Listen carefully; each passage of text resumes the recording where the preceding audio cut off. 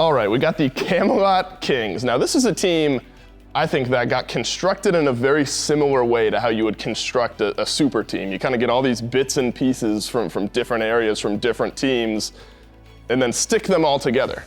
Except I think in this case, it's a little less super and a little more above average. You got Endeavor instead of All Might at the end of the day in this one. I think this is a team, again, with high potential, but it's gonna take some time. This is a team of guys who we know were strong players, but kind of got left behind in this last offseason. I think that means they're gonna play with a bit of a chip on their shoulder, really with something to prove, but I think that also could make this team strong.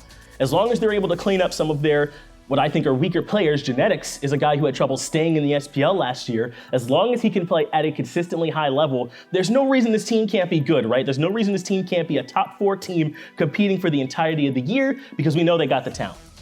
If you're a newer fan of the SPL, or maybe you forget, Twig was a solid jungler, but always doing something a little bit weird. I mean, the Tank Boots Mercury is the one that gets made fun of a lot, but you're gonna see things like Guan Yu in the jungle, a little bit more setup coming out of the jungle. And he does have that carry style there. Poseidon jungle was a really big pick for him that he was really, really strong on. But how is that going to mesh with what Tings wants to do? And I look towards the mid lane, one of the ex-Radiance players in Big Man Tings, by the end of the year, became one of the most important players on that Radiance squad, one of the mid laners in the league with some of the most consistent play. So I think that's where I look. Captain Twig back in the jungle is gonna be very important, but Big Man Tings there in the mid lane, I think he's gotta be consistent to allow this team to have some time to work through some of those early season woes and get themselves to a point where they're able to compete with some higher up teams. I think between Tings and Netrioid, you've got a very, very solid backline composition.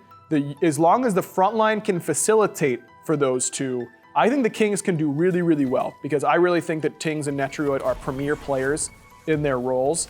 I'm just a little bit worried about what Variety and Twig and Genetics are going to do as frontliners, because so much of team fighting these days is dictated by what the front line does to make room for these all-stars actually doing the damage behind them. So I'm excited to see what that backline is going to do together.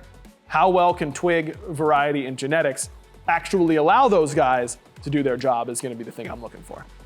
Expectations, honestly, bottom half of the league to start off. I think they have the potential to start to push forward and push through that, but I just don't quite see it on paper just yet where this team is going to immediately rocket out to a hot start pushing for that top spot, top 2 spots. I think it's going to take a little bit more time for them to get there.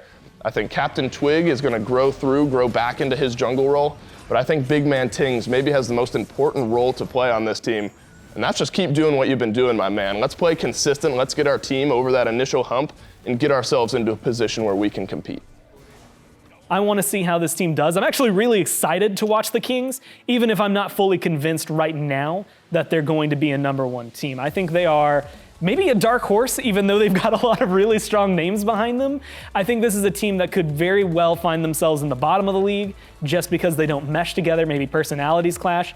And this could be a team that could very well jump to the top of the league and just demolish everybody that they come up against. They are really intriguing as like a thought experiment as to how they'll perform in the SPL, and I'm just really excited to watch what they can do.